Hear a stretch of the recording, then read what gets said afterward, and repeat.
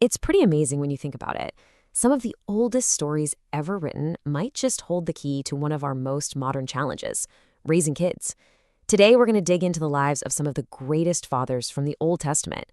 And yeah, we're going to look at their successes, but also their surprising failures. Think about it for a second. We've got these monumental figures. Adam, the very first man. David, the king who took down a giant. Samuel, a prophet so revered he basically guided a nation. These were titans of their time. But behind the scenes, away from all their public victories, they all shared a really common, really human struggle. And that's the big paradox, isn't it? For all their fame, for all their spiritual depth, a lot of their own families were just a mess. Their kids' stories are full of fighting, rebellion, and just plain heartbreak. So you have to ask, why? What went wrong? And maybe more importantly, what can their mistakes teach us today? Okay, so to figure that out, we're going to look at a few specific cases. Think of this next part like a diagnosis, where we're trying to identify some of those timeless parenting traps that, well, even the best of us can fall into when we're trying to raise our kids. So here's a quick roadmap of where we're headed. As you can see, the issues are all over the place. Adam just didn't teach. Solomon gave his kid everything except character. Each one of these stories, it shines a light on a different part of the same massive challenge. How do you pass on what actually matters to the next generation? Let's start right at the beginning with Adam. He lived in a perfect world, but it was shattered when his son Cain murdered his brother Abel. So what was the root cause of this tragedy? Well, you could argue Adam neglected his most basic job as a dad to be a teacher. He didn't explain the why behind God's rules, and that left a vacuum that jealousy and rage just rushed in to fill. It's a huge reminder that a parent's first job is to actively build that moral compass for their kids. And then there's Lot. By all accounts, he was a good guy, a righteous man. But he decided to raise his family in Sodom and Gomorrah. Basically, he chose financial opportunity over a healthy spiritual environment. And his story is just this flashing warning sign that the culture, the community, the influences you surround your kids with, those aren't small details. They are life-defining choices. Or hey, what about Isaac? He was this quiet, deeply faithful man. The problem was, his faith was so quiet, it was completely private. His sons never saw him pray, never saw him really engage with his faith. They just saw a good dad, but they never saw the source of that goodness. And that teaches us something so crucial. Faith has to be seen to be passed on. This brings us to a conflict that feels incredibly modern: work versus family. Jacob was so obsessed with building his business, with growing his wealth, that he was totally blind to the vicious rivalry that was brewing between his sons. And in a similar way, the prophet Samuel was so dedicated to his public ministry, to serving the entire nation, that he completely neglected his own kids, who ended up becoming corrupt. Both of these are just powerful, powerful reminders that professional success, or even spiritual success out in the world, can never be a substitute for actually being present at home. And then you've got Solomon, supposedly the wisest king of all time. He gave his son, Rehoboam, a life of absolute luxury, protecting him from every single challenge.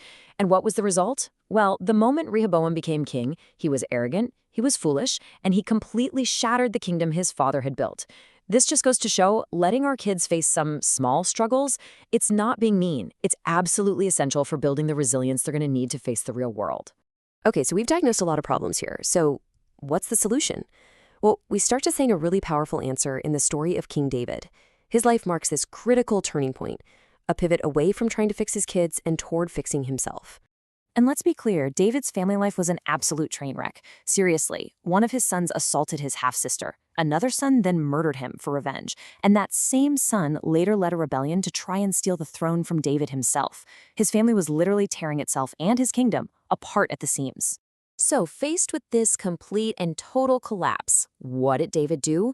He didn't point fingers. He didn't just try to manage his kids' bad behavior. No. Instead, he looked in the mirror. He realized that the chaos in his house was a direct reflection of the chaos in his own heart.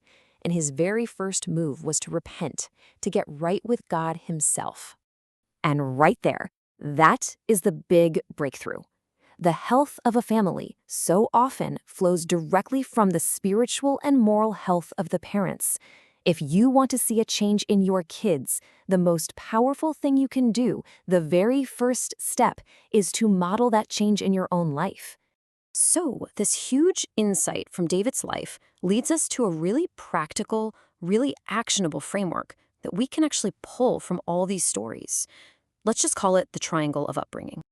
It's a super simple model, right? It has three essential corners that directly address the flaws we've been talking about, giving us a much more balanced way to think about raising our families. All right, the first corner of our triangle is example. This is the lesson we get from Isaac and David. Our kids have to see us living our values. They need a visible model to follow. Because let's be honest, who we are is going to shout a lot louder than anything we say. The second corner is friendship. This is exactly where Jacob dropped the ball. It's all about being present, about building a real relationship based on trust and open communication. It means you have to carve out time to just listen, to talk, and to be together. That's how you turn authority into a real, loving connection. And the third corner is discipline. Now, this is a lesson from Adam and Solomon. And this isn't about punishment, not at all. It's about teaching. It's about guiding. It's about setting loving boundaries. It's about building a secure world where kids know the difference between right and wrong, and they're equipped with character, not just comfort. So there you have it. Example, friendship, and discipline. Three really powerful pillars. But any parent listening knows that trying to balance those three perfectly is, well, it's impossible. We're all human, we're all gonna mess up. So what is it that holds the whole thing together? Right there, in the very center of the triangle, is prayer. That's the glue. It's the source of grace and wisdom when we're running on empty. It's that honest recognition that we just can't do this on our own. Prayer is what balances our best efforts and covers our worst mistakes. It keeps us connected to a source of love and strength that's so much bigger than our own. When you boil it all down, all these lessons, all these stories, they point to this one powerful truth. A real legacy as parents isn't forged in our dreams for our kids, but in the day-to-day reality of the lives we actually lead right in front of them. So, as we wrap this up, the big question isn't really about these ancient fathers anymore. It's about us, right here, right now. If you look at your own life, which side of this triangle, example, friendship, or discipline, needs a little more of your attention today?